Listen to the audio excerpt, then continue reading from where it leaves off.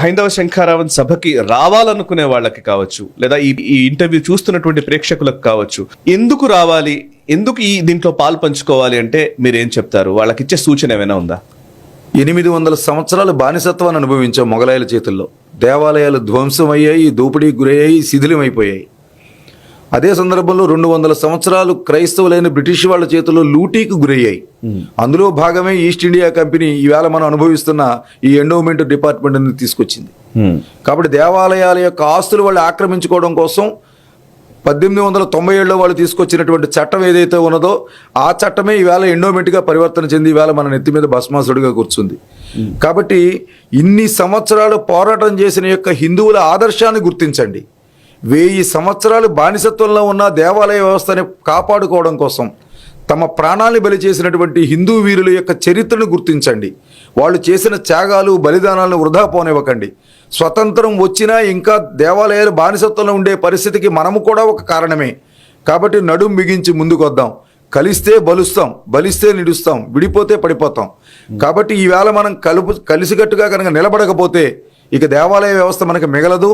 ఈవేళ అనేక దేవాలయాలు, 100 ఎకరాలు ఉన్న దేవాలయాలు ధూపదీప నైవేద్యాన్ని నోచుకోకుండా ఉన్నాయి. ఈవేళ దేవాలయాలు కులాల కోరల్లో మిగిలిపోతున్నాయి. అలాగే ప్రభుత్వం నిరాదరణకు గురవుతున్నాయి. ఇప్పటికీ స్వతంత్రం వచ్చిన 70 సంవత్సరాలైన దేవాలయం లేనటువంటి హరిజన గిరిజన గ్రామాలు ఉన్నాయి.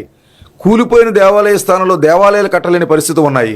కానీ మన దేవాలయాలకి సంవత్సరానికి 10,000 కోట్ల రూపాయల ఆదాయం యావత్ భారతదేశంలో దేవాలయాల ద్వారా వస్తున్నాయి. ఇది అక్కడ ఉన్నటువంటి సంపదల నుంచి ప్రతి సంవత్సరం వచ్చే ఆదాయం.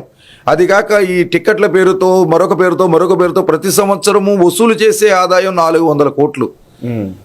10,400 కోట్లు ఆదాయం వస్తున్న మన దేవాలయాల పరిస్థితి ఎలా ఉందో ఒక్కసారి మనం కళ్ళు తెరిచి చూద్దాం.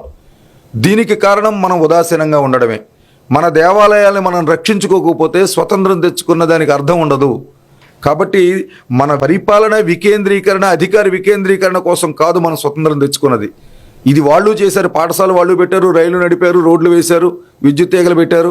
దీనికోసం కాదు. మనదైనటువంటి సంస్కృతి, మనదైనటువంటి సాంప్రదాయము, మనదైనటువంటి శ్రద్ధా కేంద్రాలు, మన గోవులు, మన మాతృమూర్తులు, మన పురాణ గ్రంథాలు, మన దేవాలయాలు, మన భూమాత రక్షించబడాలని మనం స్వతంత్రం కోసం పోరాటం చేస్తాం. ఇది మరొక ధార్మిక స్వతంత్ర ఉద్యమం.